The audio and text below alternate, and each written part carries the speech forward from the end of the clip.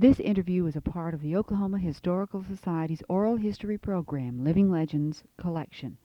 This interview was originally conducted on the 15th of February, 1971.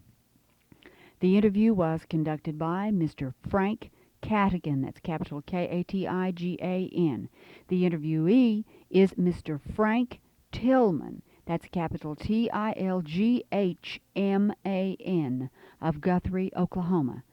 This material is being re-recorded on the 20th of October, 1986 for inclusion in the permanent collections of the Oral History Program by Judith Michener.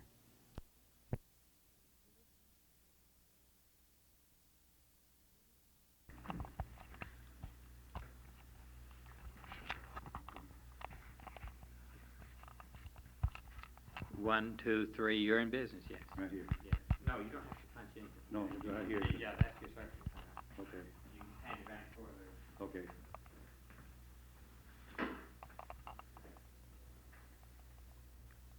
the... okay. We are today interviewing Mr. Frank W. Tilghman from the city of Guthrie on February the 15th, 1971. Mr. Tillman is a long-time resident of Guthrie, Oklahoma, and has a very colorful background with his family. Mr. Tillman, will you tell us something or bring us up about your family and the background of each of them?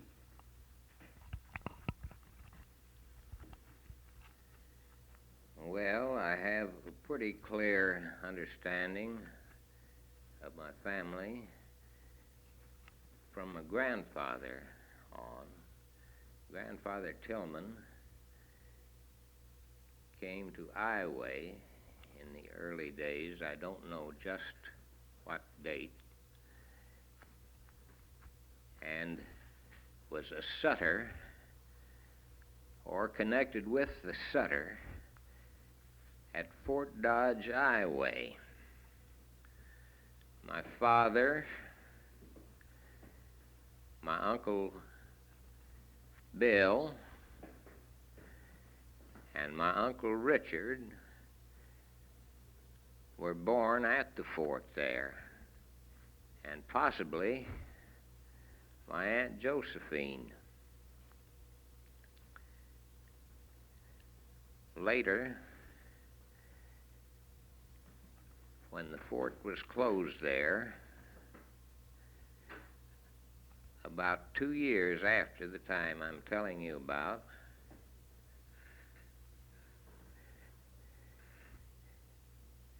they came from there to Dodge City, Kansas, to start with. Later, they left Dodge City and went to Atchison, Kansas, where my grandfather took a farm.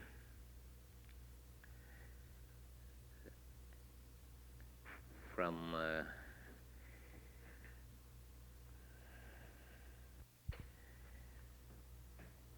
when they left Iowa for Kansas, my Uncle Dick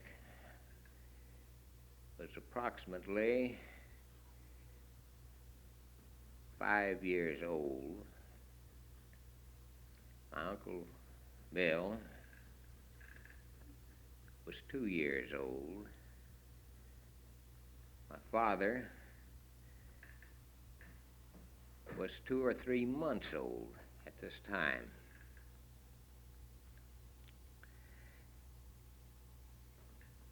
After staying in Kansas a certain length of time, they came back to Dodge City.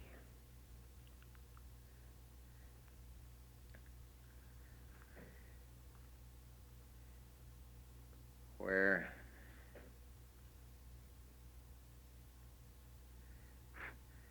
they came back to Dodge City, and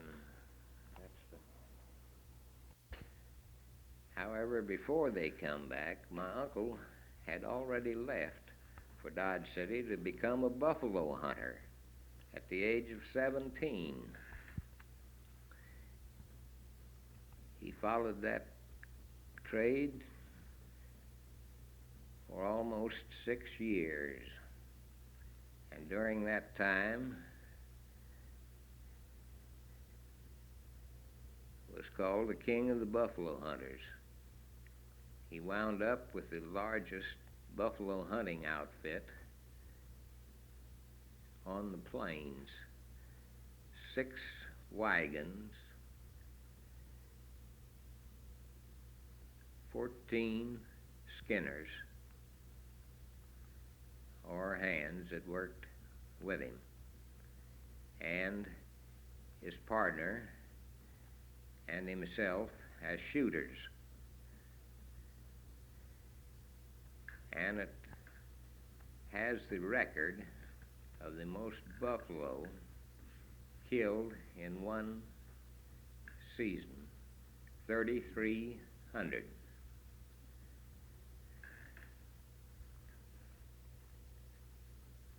When buffalo hunting was about over,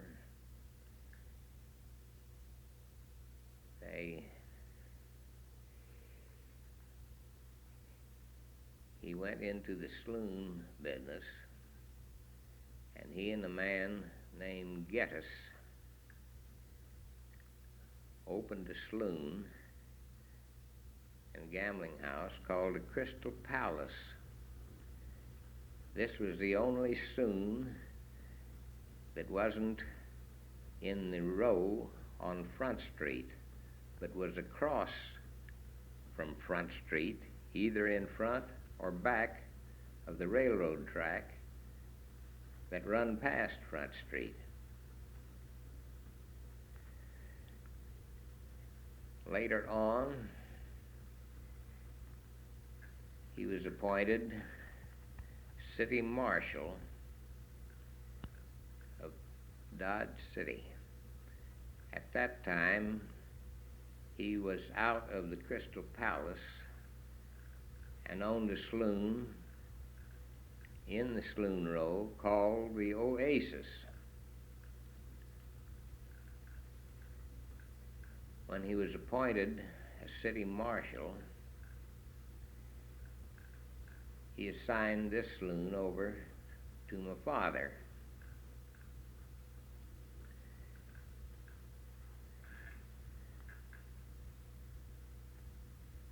Later,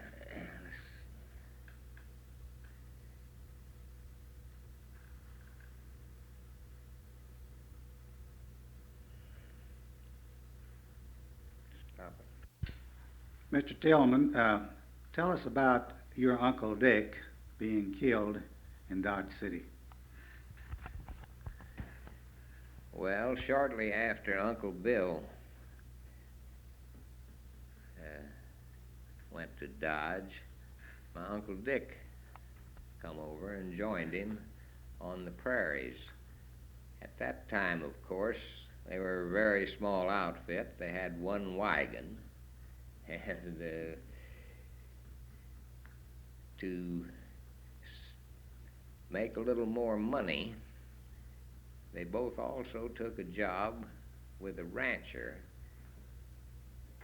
there, helping bring in strays and things whenever they would see them on the prairie for this rancher. At this time, my Uncle Dick was by himself on the prairie, and my uncle was at another place, and the Indians captured my Uncle Dick. They killed him, mutilated him, as they usually do in these cases. He was buried on the prairie, and whether his grave is known by anyone, I don't know, but but I have never been able to find out exactly where he was buried. My father came to Dodge a little after this. My father was a cripple, but could deal cards all right, and through my uncle and his places, and for other people, he run poker games in these gambling houses. And this continued on until '89, when my uncle was a border guard there and left immediately after the run started, came down to Oklahoma with my father. They came down here to get some lots. Their main purpose was to get a location for a gambling house. Whether they got the lots or not, I do not know on the drawings, but they did get a location and started what was called the Turf Exchange Gambling House and Saloon. The last record of that I have is that it closed in '93, a year before I was born. My father continued to work in gambling houses owned by other people after that here in Guthrie until later, when these places were closed some of the time, then open, and business was not what it used to be in the old days. My uncle left for Chandler, Oklahoma, where he had taken a farm, and my grandfather had taken a farm in '91 at the Sack and Fox drawing. My uncle continued in Chandler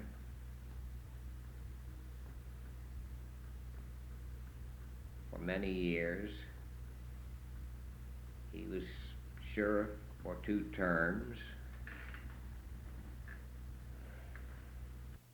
Mr. Tillman, was not your uncle, Bill Tilghman, United States Marshal here in Guthrie? Oh yes, he was United States Marshal. He was head deputy under Ed Nix when Ed Nix formed the Marshal office here in Guthrie. That was before he went to Chandler. I tended to bring that in. In Chandler, he was not only the sheriff over there, but he also had blooded horses, stallions. He even had a Kentucky Derby winner in his stable, raised race horses, blooded hogs, sheep, game chickens. Okay. Mr. Tillman, didn't your uncle capture several outlaws there? Oh yes, he did capture several outlaws, and among them was Bill Tilghman, a very famous outlaw.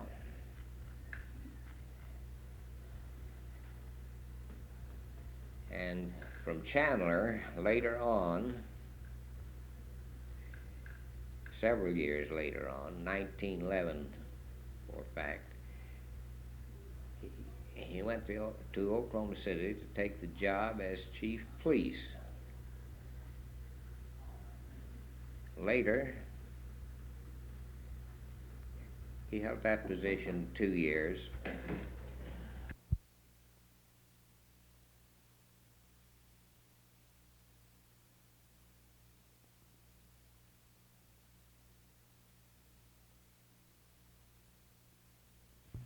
Yes, he and Crockett Long were special officers working out of the governor's office.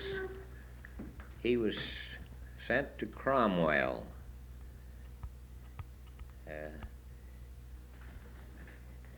with orders to stop a dope smuggling and whiskey ring operating there at the time. And it was at that time that he was killed by Wiley Lynn.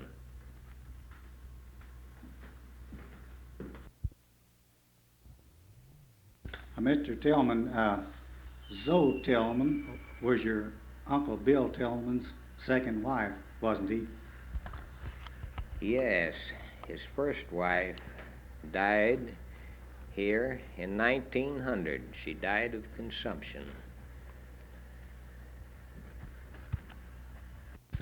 Mr. Tillman, what did you do in the early days here in Guthrie? I worked around at different places from the time I was 8 years old on, at odd jobs and things like that. I carried a leader route at one time. Later on, when I was 11 years old, I started working on a towel supply. And we had 21 saloons here as customers. I think at that time that there were 23 saloons in Guthrie, and all but 2 of them took their towels and jackets and such from us. Mr. Tillman, you were here when the seal of the state of Oklahoma was removed from Guthrie to Oklahoma City. Now, what did the citizens of Guthrie think of this? The citizens of Guthrie was really hot at that time, and there was a good deal of talk about taking some shotguns down to Oklahoma City and bring that seal back, but nothing was ever done about it. Mr. Tillman, now what did you do in Guthrie when Oklahoma became a state? After coming back from Louisiana and my newsboots job, I went to work for Dave Weinberger, who was wholesaler to the bootleggers of Guthrie. He handled beer, which was shipped in barrels at that time, 120 bottles to a barrel, and sold them to the bootleggers at just what they'd have to pay for them themselves. But Dave got the profit on sending the beer bottles back, which was $2.40. We also handled Bell of Milton whiskey, which wholesaled for $12 a quart. This was bottled in bond whiskey. Cedar Brook whiskey, 8 years old, was $15 a case.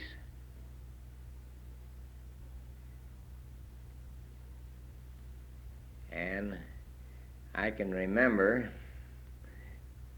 one bootlegger in Pawhuska that used to come down and take 2 cases of pints back on his pony for Indian payment days. Mr. Tillman, $12 a quart was pretty high for Bell Melton, wasn't it? That was a mistake. I meant that It was $12 a case.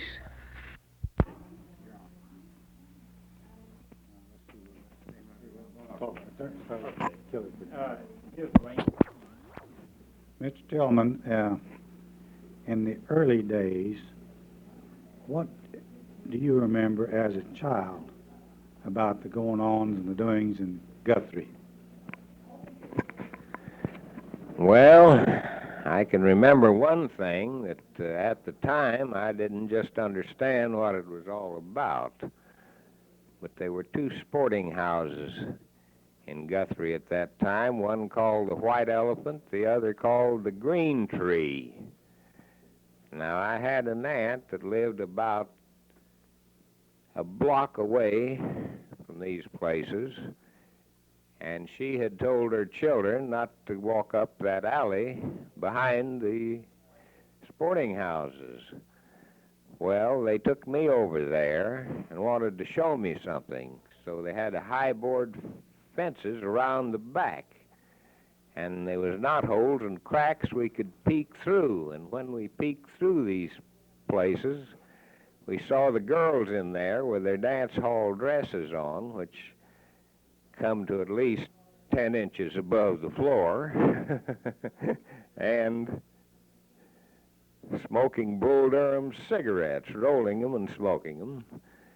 But when we got back to my aunt's house, she gave all these children a thorough switching for going up that alley. I didn't understand just why she'd whip them for us peeking in there, and I thought she was a very mean lady. Mr. Tillman, what is your impression of the early day pioneers of this country, of Oklahoma, and the present generation we have now? I think that the pioneers that come here in the early days were an adventurous, hard-working, honest people, and some of the best people that existed in the world. And that also goes for the Okies out in western Oklahoma that had to be hard workers to even live on farms with a half-inch topsoil. And I think that they deserved the sympathy and the respect, and still do, of all the people in Oklahoma. And when they went, they didn't whine for charity. When they was starved out of here, they went to California and went to work. This is James Katigan interviewing Mr. Frank W. Tilghman for the Living Legend Library. This interview is made on February the 15th, 1971, in the city of Guthrie, Oklahoma. This is a postscript to that with Mr. Tillman. Mr. Tillman, you might tell a little about Bat Masterson, if you would. Bat Masterson was at Dodge some of the time that my uncle was there. And when my uncle was appointed city marshal of Dodge City, Bat Masterson went in as sheriff of Ford County. Can you think of any other stories that your father or your uncle may have told you, or that you may have experienced yourself? Any other experiences offhand? You don't think of any?